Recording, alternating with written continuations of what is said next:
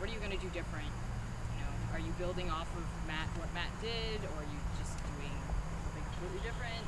Well, sure. I mean, there's a lot of things that are going to be different, but a lot of things that are going to be the same. I think one of the best things we've been doing over the past couple years is really empowering our younger members. We had a great freshman class last year. In fact, it seems every freshman class has been great.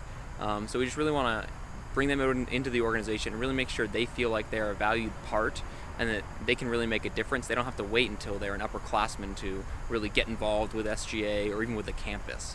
And I think that's a great way. You grow your base so that by the time they're seniors and juniors, they're already ready to take over. So is there anything you can provide me an example of trying to do that? Sure. A lot of it is when we have different events or different activities or even different, not problems, but things we want to lobby for on campus is making sure that we pair an older member and a new member together to tackle that.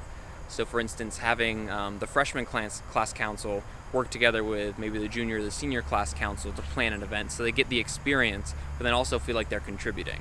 Or when we want to go present something to an administrator on campus or maybe Dr. Warner or someone else, have a younger member come with us so they get the experience and also feel more comfortable in that role. Right. So in your campaign, you ran with two other... Vanessa and Rachel. Right, Vanessa and Rachel, and you ran on a ticket and you ran under the slogan, Create Your Legacy. So how is that going to play into your vision? Oh, my vision for the next year? Sure.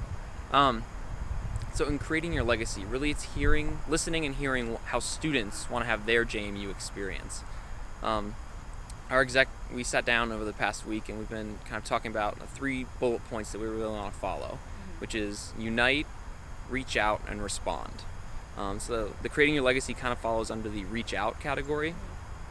So really, in the past, SGA has done a great job with connecting with student orgs on campus and other groups.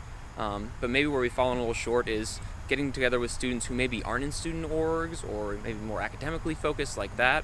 So reaching out and making sure we're connecting with all the population so that we're hearing everything, and not just hearing, actually listening to what students are saying, really trying to pull like the essence of what they feel should either be changed or kept the same. I think we don't have enough times students advocating for what should stay the same on campus that they love. Right. So it's finding those pieces of information and saying, this is why I love JMU. Kind of like I talked about in the side, what is the reason you're a Duke?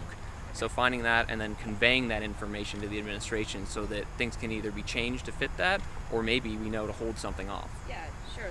Let's talk about your relationship with the administration. A lot of times, I attended a lot of the BOV meetings, and students see at those meetings it's just really just all upper administrators, and Matt would be there and Jacob would be there.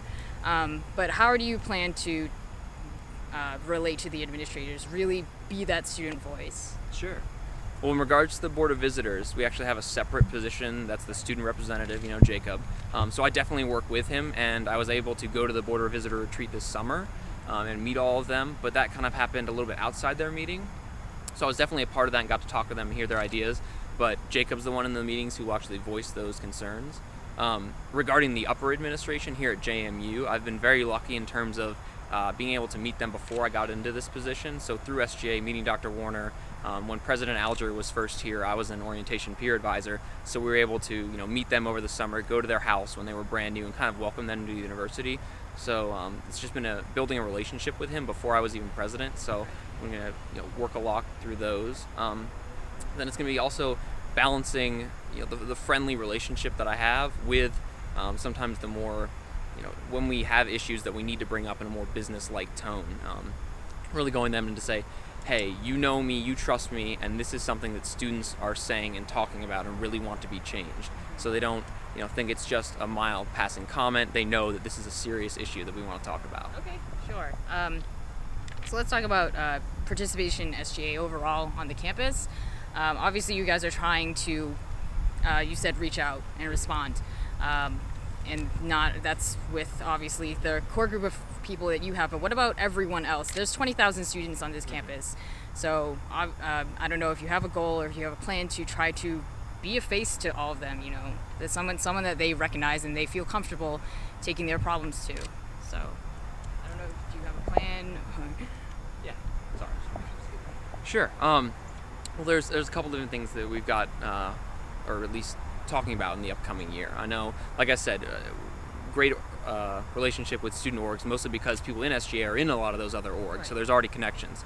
But it's finding areas where you cross paths with someone in student government that you might not know about. For instance, I mean, we have over 100 members, so I guarantee you that a large portion of the JMU population is in class with those members each and every day. So it's a setting like an academic setting where maybe you could make yourself known that you're in the Student Government Association in your classes, around at different meetings you go to that maybe aren't just organizations, and creating different avenues that students can recognize you and say, that is someone who I know to when I have a problem, from as small as they've changed the portion size at Duke's to as large as I think the gen ed system needs to be changed. Someone that they have a face, even just a face or even a shirt that they can recognize and say, that is someone I need to go to.